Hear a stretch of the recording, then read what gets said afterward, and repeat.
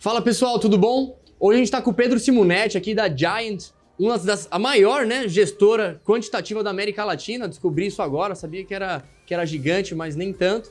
Para falar um pouquinho aqui sobre a Giant, sobre alguns dos principais fundos, estratégias, eles que adotam estratégias tão diferenciadas, né? Principalmente quando a gente vai comparar com os principais gestores aí, multimercados macro que a gente tem no Brasil, e que estão utilizando uma estratégia que lá fora já é realidade há bastante tempo. É a estratégia utilizada pelos principais gestores. Pedro, muito bem-vindo. Se puder falar rapidamente aí da Giant e a gente começar esse bate-papo, que tenho certeza que os investidores vão gostar bastante. Fechado. Bom, primeiro, obrigado pelo convite de bater esse papo com você. É um prazer enorme estar aqui. A Giant é uma gestora de fundos, é conhecida no mercado por ser uma gestora de fundos quantitativos. E tem muita mística por trás disso. E o interessante é que quem é de fora conhece a gente como uma gestora de fundos quant, mas lá dentro, se você conversar com as pessoas, a gente se enxerga como uma gestora de fundos multimercado, que usa a tecnologia para potencializar a nossa capacidade de entregar retorno. Isso que é a ideia do quantitativo. O quantitativo não é robô, não é algoritmo, é usar as ferramentas que hoje estão disponíveis. Pode até ser que algum tempo atrás elas não estivessem, mas hoje a gente vai usar essas ferramentas para tentar potencializar a nossa capacidade de entregar retorno para os investidores. Então, se você quer conhecer mais sobre a Giant e se você quer ter uma compreensão maior do que é essa estratégia quantitativa, acompanha com a gente aí até o final do vídeo.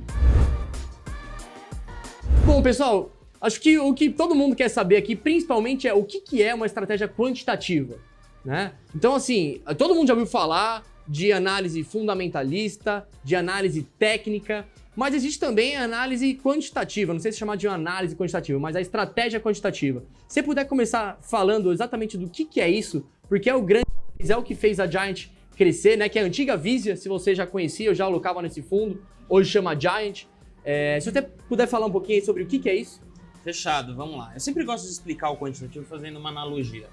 A verdade é que o trabalho de um gestor de fundos, e aí eu falo por qualquer tipo de fundo, qualquer tipo de estratégia, é muito parecido com tentar extrair ouro físico da natureza. Se você pegar o gestor, o que ele precisa fazer é encontrar as pepitas de ouro no mercado, que são as oportunidades para ele capturar e entregar retorno, e capturar elas para o fundo dele. Se você olhar esse processo de extração de ouro, que começou 500 anos atrás, quando os portugueses vieram para cá, naquela época o pessoal pegava uma peneira, ia num riacho e começava a peneirar os pedregulhos que estavam vindo ali, e eles encontravam, no meio da corrente, pepitas de ouro, que eram visíveis a olho nu. Hoje, se você fala que você vai pegar uma peneira e vai num riacho achar ouro, as pessoas vão olhar para sua cara e falar, cara, você está completamente louco. Depois de tanto tempo de exploração, o ouro ele já não está mais visível assim a olho nu. A mesma coisa aconteceu no mercado. O gestor, o trabalho dele é juntar as informações disponíveis e digerir essas informações e pensar num cenário do que vai acontecer na economia daqui para frente para ele conseguir gerar retorno. Só que a quantidade de informação disponível hoje para um gestor tomar uma decisão de investimento, ela está crescendo de forma exponencial. Um bom exemplo disso é o próprio coronavírus que a gente está vivendo agora. Pensa nas últimas semanas, a quantidade de informação que você recebeu especificamente sobre o coronavírus. É um áudio de um médico falando uma coisa, um áudio de um outro médico falando uma coisa. Vai ser difícil achar outra informação, né? Exato. E olha que a gente está falando de isso é só um tópico. Imagina quando você está falando da economia como um todo. Então, o que a gente percebeu? A gente percebeu que a peneira, a cabeça do ser humano, para ir lá e tentar digerir essas informações, não era o suficiente. Se você pegar, como que o pessoal extrai ouro hoje na natureza? Bom, o pessoal usa um maquinário enorme, o pessoal usa um processo químico para dissociar as partículas de ouro de outros materiais, junta tudo e aquilo vira uma pepita. Ou seja, o objetivo é o mesmo ainda, ele precisa encontrar o ouro, mas a ferramenta que você usa, o processo que você usa é diferente. Não é mais a mesma estratégia, né? Exatamente. E a mesma coisa funciona no mercado. O que a gente percebeu? A cabeça do ser humano é limitada. Então, vamos tentar usar outras ferramentas que estão disponíveis hoje. No nosso caso, a gente decidiu usar o poder computacional. Vamos usar o poder computacional para processar uma quantidade de informação que uma pessoa de cabeça não tem condição de fazer. Isso é o quantitativo. Essa ideia de, não só a ideia de usar computador, mas a ideia de procurar as ferramentas que hoje estão disponíveis e tentar escolher ferramentas que sejam mais eficientes para fazer aquele mesmo trabalho, que é encontrar as pepitas de ouro e, no caso do mercado financeiro, seria entregar retorno para os investidores. E diminuir também o fator humano dentro da tomada de decisão, né? Porque se você depende, do Luiz Tuberger, né? Do Márcio Appel, grandes referências aí da gestão de multimercados, não só no Brasil, mas globais. Se o cara acorda com uma dor de barriga, né? tá com uma dor de cabeça ali, ou enfim, qualquer fator emocional que faça ele não ter agilidade numa tomada de decisão, como a gente viu. Por que o mercado simplesmente derreteu no meio do coronavírus, né? Os grandes fundos globais, tesourarias de bancos, que já utilizam estratégias quantitativas e que aprenderam muito isso na crise de 2008, né? Onde o fator emocional e humano ali impediu que muitos gestores tomassem a decisão que era a certa, né? E aí a gente sabe que uma diferença, não digo nem de um dia ou uma semana, às vezes uma hora, pode levar o fundo a, entregar o resultado de 1, 2, 3 anos e dessa forma tornar essa retomada muito mais complicada, né? Esse é um outro fator também, né? De tirar, diminuir, não é? Vocês tiram. Como é que funciona? O gestor ali é um engenheiro que fica só apertando ali o parafuso e recalculando, enfim, os modelos, ou é um cara que chega e fala assim, não, a gente vai comprar B2W. Enfim, essa tomada de decisão humana ainda existe. Na verdade, o gestor, ele é um pesquisador. Ele está tentando criar estratégias que funcionem para ganhar dinheiro no mercado. Só que ele não toma a decisão, a decisão dele não está no agora eu vou comprar dólar, porque eu acho que o dólar vai subir. A decisão dele é eu vou criar uma sequência de regras que sempre quando isso aqui acontecer, eu vou entrar comprando dólar. E aí ele vai testar se essa ideia realmente funciona ao longo do tempo. Então eu vou até fazer uma analogia com o fundo macro para tentar deixar isso mais concreto para quem está ouvindo a gente. Um gestor macro, normalmente, ele é um cara que está há 20, 30 anos no mercado, e aí ele usa toda aquela experiência, tudo aquilo que ele já viveu na pele nesse período que ele estava no mercado para criar uma tese de investimento. Que pode ser alguma coisa na linha de, sei lá, no cenário de juro baixo, inflação controlada e moeda controlada, esse é um cenário bom para a bolsa. Parece que faz sentido economicamente. E aí o que ele vai fazer? Ele vai sentar na frente do terminal dele e toda vez que aquele padrão começar a acontecer no mercado, ele vai entrar comprando bolsa. No nosso caso, a gente pode ter exatamente a mesma ideia. Juro baixo, inflação controlada, moeda controlada é bom para a bolsa. Só que em vez de sentar na frente do computador, a primeira coisa que a gente vai fazer é aquela perguntinha que eu falei há algum tempo atrás. Será que tem ferramentas disponíveis hoje para potencializar? Primeiro, começando por esses 20 anos que o meu gestor viveu no mercado. Porque, querendo ou não, ele montou aquela tese em cima dos 20 anos de coisas que ele já viu, já sentiu na pele no período que ele estava no mercado. Agora, eu tenho ativos no Brasil que tem mais de 100 anos de história. Por que usar os 20 se eu posso usar os 100? Começar daí, então. Pega os últimos 100 anos de histórico e roda vários testes ali para ver se esse padrão realmente se repete ao longo do tempo. Mais importante, se tem indícios que isso vai continuar a se repetir daqui para frente. Não adianta nada o mercado, o padrão repetia lá atrás, o mercado mudou de regime e já não funciona mais. Então, em outras palavras, eles vão ver se dá para ganhar dinheiro usando essa estratégia. Uma vez que eles falam, funciona, isso é um padrão econômico. Se funciona no Brasil, deveria funcionar em outros lugares. Vamos testar. Testa nos Estados Unidos, vê se funciona. Testa no Japão, testa na Europa, testa na China, testa ao redor do mundo inteiro, para ver se dá para ganhar dinheiro. Uma vez que eles falam funciona, aí entra a principal diferença da nossa gestão para uma gestão tradicional. Eu pego aquela ideia que está dentro da cabeça do gestor e eu obrigo ele a colocar no papel. Primeiro porque quando está no papel, eu consigo testar mais fácil. Mas mais importante, a gente percebeu que o gestor traz valor para a gestora quando ele está criando essas novas ideias de teses de investimento. Ele não traz valor nenhum quando ele está apertando um botão de compra e venda. Então, uma vez que essa ideia está escrita no papel, eu posso delegar para alguém, no caso vai ser um programa de computador que vai executar aquilo automaticamente e eu abro espaço na cabeça do meu gestor para ele pensar em novas ideias. Sim. Aí no final, só para fechar, né, essa ideia vai cair na mão dos nossos programadores. E aí um ponto interessante, né? Todo mundo, quando o pessoal pensa em fundo quantitativo, as pessoas pensam num bando de programador fazendo programinhas. E a verdade é que o programador ele entra só no final. O trabalho dele é transformar aquela equação matemática que o gestor encontrou, no final é isso, é uma equação que explica o mercado. Transformar aquela equação em um programa de computador que vai atuar como se fosse um radar. Ele vai ficar olhando para o mercado e toda vez que aquele padrão começar a acontecer, a gente vai entrar executando, não só no Brasil, mas ao redor do mundo inteiro.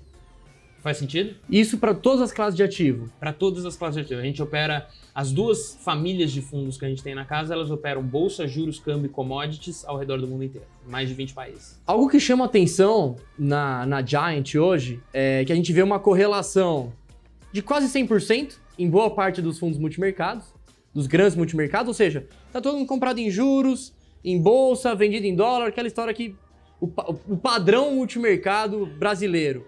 E a gente vê uma descorrelação gigante, né, nos fundos da Giant, exatamente porque vocês utilizam essa estratégia completamente diferente. Existem alguns outros fundos hoje, quantitativos, vamos pegar a sua percepção sobre o quanto que esse mercado deve crescer ainda, que é uma tendência.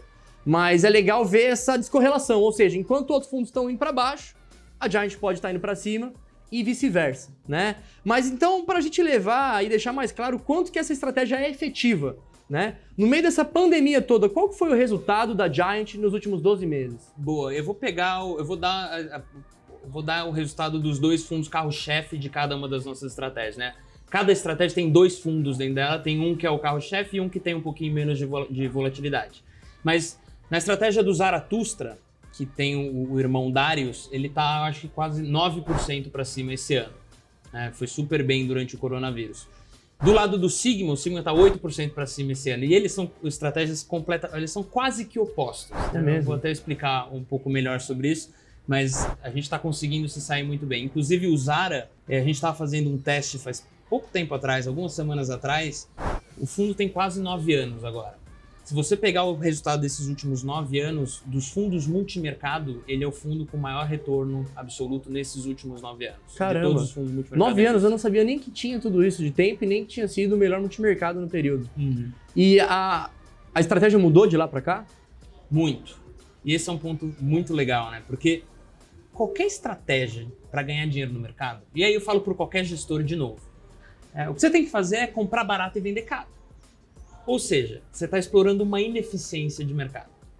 E é muita inocência de um gestor achar que uma ineficiência, uma distorção que você está explorando hoje vai continuar lá para sempre. Não vai. Da mesma forma que a gente encontrou uma ineficiência, outras pessoas vão encontrar, vão começar a explorar. Essa ineficiência ela vai sumir, é uma questão de tempo. Então, muito mais importante do que as estratégias que estão dentro do fundo hoje é a nossa capacidade de criar novas estratégias o tempo inteiro. Daí a nossa ideia de automatizar a parte de execução e deixa o gestor pensar em novas ideias. Porque só essas novas ideias, esse ciclo de descobrir novas ineficiências, colocar dentro do fundo e vai desligando o que vai deixando de funcionar, esse ciclo é o que garante a consistência de resultado dos fundos ao longo dos anos. E a mesma coisa serve para um gestor tradicional, um cara que fez um valuation da Magalu e descobriu que a Magalu está barata. A estratégia dele não pode ser comprar a Magalu por causa da vida. Porque ele vai começar a comprar, o preço vai subir e não vai estar barata mais. Ele precisa ter uma outra estratégia para substituir. No nosso caso é a mesma coisa.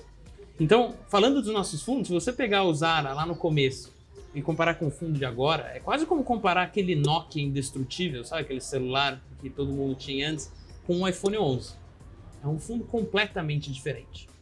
E tem que ser assim para a gente se manter entregando resultado conforme os anos vão passando. Legal. E nas gestoras tradicionais, normalmente tem ali um responsável ou uma mesa especialista em câmbio, uma outra mesa especialista em agro, em offshore, em bolsa, em juros, né? Essa estrutura padrão aí de uma gestora mais tradicional, né? Como que é essa estrutura dentro da Giant? Você me falou que vocês têm hoje 60 pessoas? 40 pessoas. E o que é um número elevado, né? Frente a outra gestora, até me surpreendeu, porque eu falei, pô, achei que fosse meia dúzia ali de programadores, né? E como é que é a divisão de trabalho ali nessas 40 pessoas, né? Então, beleza. Você é o administrador da turma, é quem vem aqui e faz a venda e apresenta a estratégia, fala do case, mas lá dentro, pô, é um programador montando modelos ali para oportunidades de câmbio, e assim por diante, ou tá todo mundo ali, pô, só... Boa. Conta um pouquinho pra gente. A gente dividiu todo o nosso processo de investimento em 4 times. São quatro etapas, e aí o que a gente criou efetivamente é uma linha de montagem, tipo fábrica. Fordismo, cada um tá apertando uma porta. Então, o primeiro time, eu tenho um time de dados. É um time que o único trabalho deles é adquirir e tratar o máximo de dados possíveis, porque isso vai ser usado como matéria-prima pelo nosso time de gestão. A segunda etapa é a etapa do gestor. O trabalho do gestor, no fundo, como o nosso, é criar hipóteses. Ele vai criar alguma ideia de algum padrão, alguma coisa que dê para a gente ganhar dinheiro, explorar ganhando dinheiro no mercado. A terceira etapa é o teste dessa hipótese. E aí entra um ponto interessante. O gestor que cria uma ideia, ele nunca testa. Eu nunca vi um pai falando que o próprio filho é feio. Então, o gestor que cria, ele está sendo remunerado efetivamente para colocar uma ideia boa dentro do fundo. Aí ele vai dar essa ideia na mão de outros, normalmente são 3 gestores, é um grupo com outros 3 gestores, que vão ser remunerados para derrubar a ideia do cara. Eles vão tentar de tudo e eles vão efetivamente ganhar um bônus maior no final do ano se eles acharem um defeito naquela ideia que impeça ela de ser implementada dentro do fundo. Caso eles não consigam achar nada, aí vai para a etapa final, que é a etapa dos programadores, a etapa de implementação. É transformar aquela equação matemática em um programa de computador que vai atuar como se fosse um radar. Então a nossa equipe hoje está dividida nessas 4 áreas. A equipe que está envolvida na gestão, né? Eu disse que a gente tem 40 pessoas, a gente tem 30 pessoas nesse processo e 10 pessoas fazendo as tarefas complementares da Asset. Legal. Bom, acho que isso é uma tendência, né, global. A gente já vê mundo afora aí os maiores fundos já trabalhando com essa estratégia quantitativa, mas aqui no Brasil ainda é algo embrionário, né? E o fato de vocês terem sido pioneiros fez com que vocês se tornassem aí tão grandes, tão rápido, né? Já tendo principalmente, não somente aqui no Brasil, mas na frente América Latina sendo o maior fundo quantitativo, né? Uhum. Vocês já veem outras casas dando ali, mesmo casas mais tradicionais, dando os primeiros passos nesse sentido, principalmente agora que a estratégia de carrego de juros e compra de bolsa já se mostrou, não digo mais ineficiente, né? Mas assim, já foi esgotada até certo ponto, né? Pô, você comprar um juros já no Brasil com 2% ao ano, pô, você precisa ser um gênio para fazer isso, né? E principalmente agora que as taxas de administração de boa parte desses fundos já é a Selic de 1 ano. Ou seja, o cara vai ter que fugir de uma estratégia que fez ele entregar resultados nos últimos 10 anos, ou para assumir mais risco no mercado onde ele não necessariamente é especialista. Então, a relação de risco-retorno ali para o cliente que já sai pagando 2% ao ano pode não ficar tão interessante assim para o investidor, né? Então, você vê outras casas já mais tradicionais e outras novas já surgindo com essa cabeça. E aonde que está o diferencial de vocês? Fora o pioneirismo, né? Porque quem chega antes, normalmente pega um pedaço maior, uma fatia maior do bolo. Mas eu vejo que vocês têm outros diferenciais aí que vocês vão carregar por mais algum tempo, né? Com certeza. Na verdade, a gente vê o pessoal começando a se mexer e se mexer forte na linha de começar a usar mais tecnologia, porque como eu falei, né, o Quantia é usar as ferramentas que hoje estão disponíveis. Não tem nada de errado em você não usar nada. O problema é que vai ficando mais difícil de competir. É muito difícil, a gente enxerga o mercado financeiro como se fosse uma corrida de Fórmula 1. Você tem vários players que estão competindo, desde fundos, desde pessoa física, fundos de pensão, tá todo mundo competindo ali e o trabalho do gestor é gerar alfa, ou seja, ele precisa entregar um retorno acima da média do mercado. Então, na nossa analogia, se você tem essa corrida, o trabalho do gestor é terminar no pelotão da frente. Se ele fez isso, ele fez o trabalho dele. Todo mundo foca muito no piloto. E a verdade é que o piloto de um carro de Fórmula 1, ele pode fazer a diferença se uma equipe vai ganhar ou ela vai perder a corrida. Agora, se você pegar o maior piloto da história, pega o Ayrton Senna e coloca ele para correr com qualquer piloto mequetrefe de hoje. Só que o Ayrton Senna usando o carro que ele usava lá na época e o piloto com o carro atual, o Ayrton Senna não tem a menor chance. Né? Porque o piloto é importante, mas o carro é tão importante quanto. E aí quando você fala de uma equipe de Fórmula 1, uma equipe, você pega uma Mercedes, por exemplo, a Mercedes não é o Hamilton, não é o piloto que está no carro. É uma equipe de 500 engenheiros que está por trás, desenhando e otimizando cada uma das peças daquele carro. Então, além do piloto, o carro deles é praticamente imbatível também. E é isso que a gente está tentando fazer na Giant. A gente está tentando unir pessoas brilhantes, pessoas que têm muito conhecimento de mercado. A gente tem hoje 45 medalhas de Olimpíada de matemática na equipe. Eu posso garantir nada vem do comercial, é tudo é só a parte burrinha da empresa. Você é o piloto. Não, eu sou, a galera tá lá construindo o carro. Eu sou o fã que tá ali do lado. E vários engenheiros para tentar otimizar essas ferramentas que os nossos gestores estão usando. Né? E aí a gente vê que tá todo mundo começando a perceber que vai ficar muito difícil competir se o seu carro não é bom. Se você não investir no seu carro, é impossível você se manter competitivo e se manter vivo ao longo do tempo. Então você vê várias gestoras que começam a colocar cada vez mais tecnologia no processo de investimento deles. Agora, isso até é um ponto interessante, né? Eles vão virar fundos quantitativos? Não. Porque, no final, né, o que é um fundo quantitativo? Quanta tecnologia você precisa usar no seu processo de gestão para sair da caixinha outros e entrar na caixinha fundo quantitativo? Na nossa cabeça, até isso é um ponto interessante. Aqui no Brasil criou-se essa caixinha, né? Tem a gente mais meia dúzia de gato pingado dentro da caixinha. Se você olhar a correlação dos fundos que estão aqui dentro, você vai ver que ela é zero ou negativa. Por que isso? Porque o Quant não é uma estratégia. O Quant é uma ferramenta. Então, essa caixinha é a mesma coisa de você criar uma caixinha de fundos que usa o Excel. Tá dividindo nada ali no meio. E aí, o que a gente acha que vai acontecer é que a expressão fundo quantitativo vai morrer. Porque no final, é igual o caso do celular, né? Você fala, pô, se você comprou o primeiro iPhone, você chegou para seus amigos e falou, cara, eu comprei um smartphone. Ah, um celular. Não é um celular, é um smartphone. Ele usa tecnologia. Hoje, se você fala, pô, eu tenho um celular, eu assumo que é um smartphone. Porque todo mundo tem smartphone, isso se popularizou. Então, no caso de tecnologia na gestão, é exatamente isso que vai acontecer. Todo mundo vai começar a usar a ponto que você não fala mais fundo quantitativo. Todo mundo é quantitativo em maior ou menor grau. Sim. Faz sentido? Total. E isso é uma coisa que já aconteceu lá fora, né? Se você pegar todas as maiores gestoras, todas elas usam muita tecnologia no processo de gestão. Aqui no Brasil, nós somos talvez os pioneiros nisso, mas, assim, o pessoal vai começar a se mexer. O mercado financeiro é feito de pessoas brilhantes e as pessoas brilhantes já viram que é difícil demais competir sem um bom carro. Sim. Bom, acho que essa é uma conversa que a gente estava muito animado para fazer, exatamente porque tem muitas peculiaridades dentro da estratégia aí do case da Giant, né?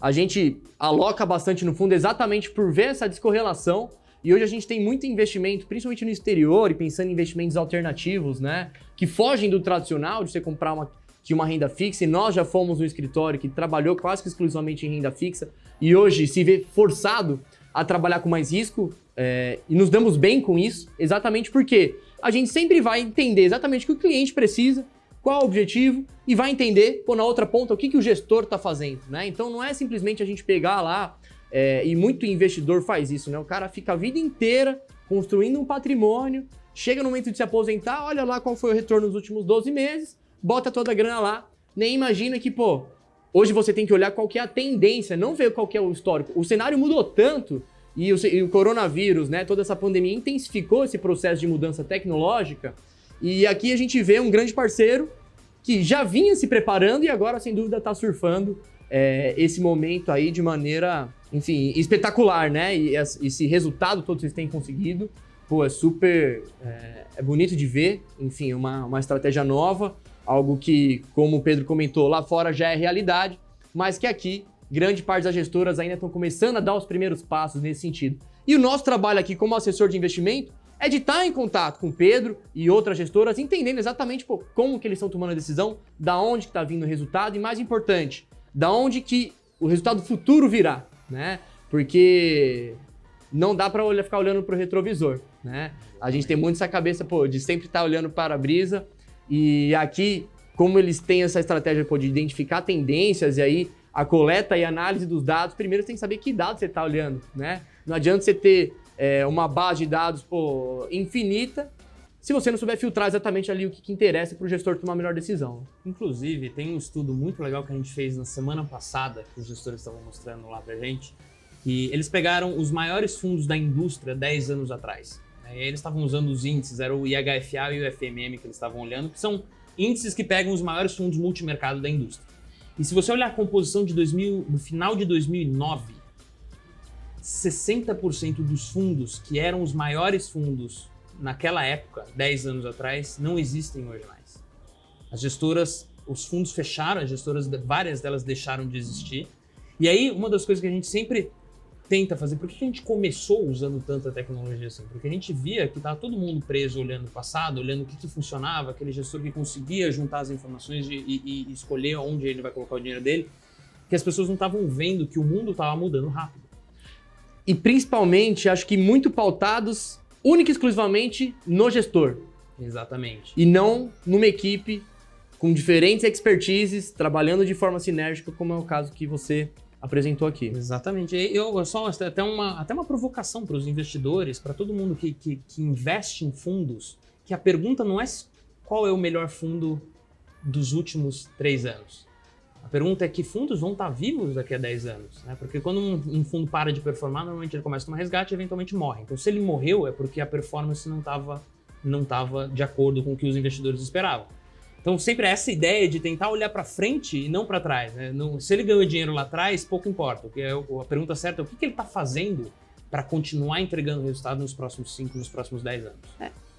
Além do que, hoje entregar 150% do CDI uma outra... É diferente de 150% de CDI há 5 anos atrás, né? 150 do CDI, pô, que já foi uma excelente performance para o multimercado, hoje dá 3% bruto no ano. Né? Então, assim, a gente realmente precisa cada vez mais saber diversificar, né? Trabalhar com investimentos alternativos e gestoras que utilizam a tecnologia para encontrar as melhores oportunidades, né? Pedro, não sei se tem algo adicional aí para passar para a gente, mas agradeço pela visita, pelo bate-papo, pela disponibilidade e, sem dúvida, espero que a gente tenha mais oportunidade de ter conversa como essa. Com certeza, Henrique. Muito obrigado pelo convite, foi um prazer bater esse papo. Espero que todos tenham saído daqui mais ricos hoje, pessoal. Um abraço.